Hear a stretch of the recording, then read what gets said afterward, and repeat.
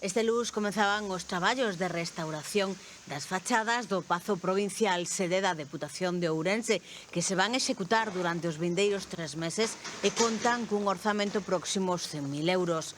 Comprenderán tanto o pintado dos panos brancos como o arranxo da fachada principal, que sufriu graves danos polo lanzamento de pintura, botes de fume e petardos contra esta parte do histórico inmoble. A instalación de andamios principiou na rúa Fonte do Rei e a medida que se acaben os traballos vaise proseguir polas fachadas da Cruz Vermella e Progreso, na que se concentran os danos máis importantes.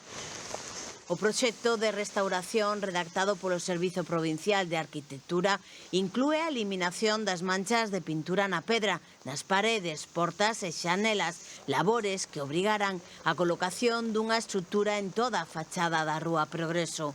O Pazo Provincial está catalogado por parte de Patrimonio como edificio de protección estrutural, é dicir, un inmoble que polo seu valor histórico ou artístico ou a súa calidade arquitectónica e constructiva singularízase na contorna na que se sitúa.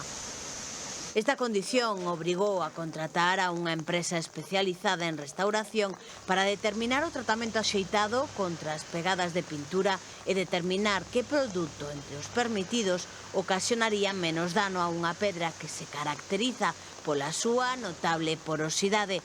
De aí a dificultade da eliminación da pintura.